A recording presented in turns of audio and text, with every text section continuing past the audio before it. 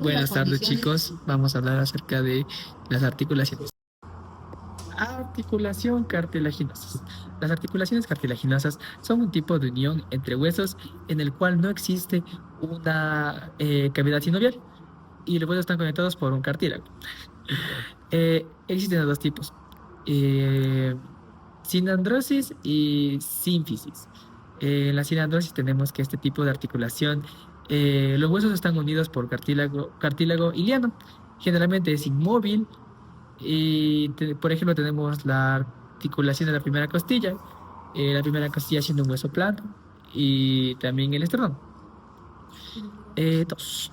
En la sínfisis tenemos que estas articulaciones se caracterizan por la presencia de fibrocartílago entre huesos, lo que permite una ligera movilidad. Afitrosis. Ejemplo, la sínfisis púbica y los discos intervertebrales. Articulaciones fibrosas son las cuales unen a los huesos mediante tejido conectivo fibroso. No permiten o permiten muy poco movimiento. Y como ejemplo tenemos las suturas del cráneo, que son huesos planos, eh, gonfosis, que son los dientes que se unen al maxilar, y los huesos largos, como por ejemplo el radio, cúbito, tibia y peroné. Como no generan un movimiento como tal, no tenemos ejes ni planos. Las articulaciones senoviales. Las articulaciones senoviales son planas o casi planas, como las articulaciones intercarpianas, entre huesos del carpo en la mano. Plano de movimiento. Para ver deslizamiento en múltiples planos dependiendo del movimiento general de la muñeca. Eje. No hay un eje fijo, porque no es un movimiento de rotación, sino un deslizamiento plano. Y un plano de movimiento. Puede haber deslizamiento en múltiples planos dependiendo del movimiento general de la muñeca. Y eje, no hay un eje fijo porque no es un movimiento de rotación, sino desplazamiento plano. Las articulaciones senoviales. Las articulaciones senoviales son las más móviles del cuerpo. Tienen una cápsula articular con líquido senovial y permiten movimientos amplios y variados. Se encuentran principalmente en las extremidades, como ya puede ser el húmero o el fémur. Y un ejemplo es las inartrosis. Un ejemplo puede ser la inartrosis, que eso es el hombro y la cadera, los cuales están en el plano sagital y transversal, que se puede hacer flexión y extensión, y también está en el plano frontal y eje antero-posterior, que puede hacer aducción y aducción. Y también puede ser el plano transverso, eje longitudinal, que puede ser una rotación interna o externa. Bueno, yo voy a hablar sobre la articulación esférica. Una articulación esférica se define como un tipo de articulación sinovial en la que una superficie esférica de un hueso encaja dentro de una cavidad de otro hueso. En este caso, como vemos en estas imágenes, los ejemplos son la articulación acetabular y la articulación glenohumeral. En la articulación acetabular, la cabeza del fémur encaja en la cavidad acetabular que lo conforma el hueso de la pelvis. Y en la glenohumeral, como el nombre lo dice, es la cabeza del húmero que encaja dentro de la cavidad glenoidea que lo forma el hueso, la escápula.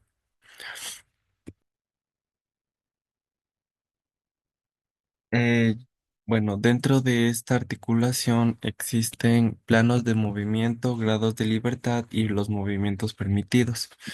Primero quiero hablar sobre los grados de libertad, que representa una dirección independiente de movimiento que puede realizar una articulación. Bueno, dentro de los planos de movimiento tenemos al sagital, que realiza movimientos de flexión y extensión, como se puede observar acá, flexión y extensión. En el plano coronal o frontal se realizan los movimientos de abducción y abducción, tanto en el miembro superior como en el miembro inferior. Y por último, no, después existe el plano transversal, que es la rotación medial y lateral eh, de los miembros tanto superiores como inferiores. Sin embargo, hay otro movimiento permitido dentro de esta articulación que viene a ser la circunducción, que es un movimiento circular que cambia, que combina todos los movimientos anteriores. Ya. Mm,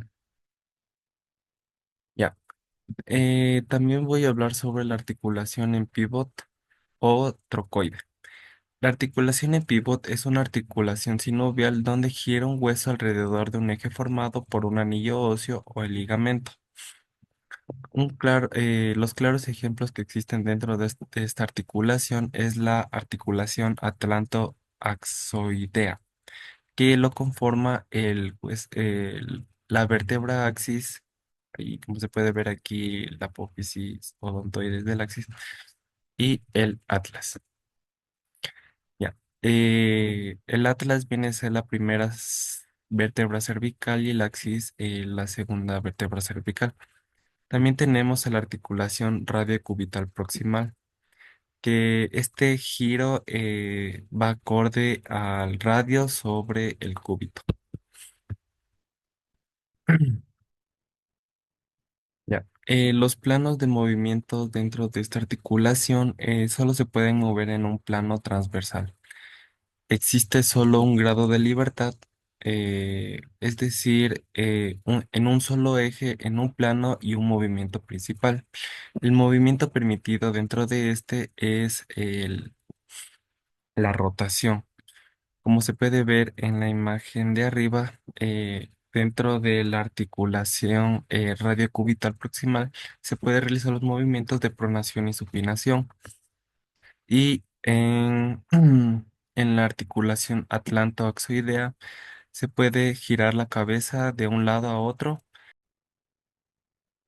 Articulación en silla de montar. Esta articulación se caracteriza por tener una forma que se asemeja a una de silla de montar, donde su superficie tiene una concavidad y la otra superficie una convexibilidad. Esto permite un rango de movimiento considerable, por lo tanto, pero no tan amplio como la de las articulaciones esféricas. Su diseño proporciona estabilidad y flexión al mismo tiempo. Se divide en dos planos.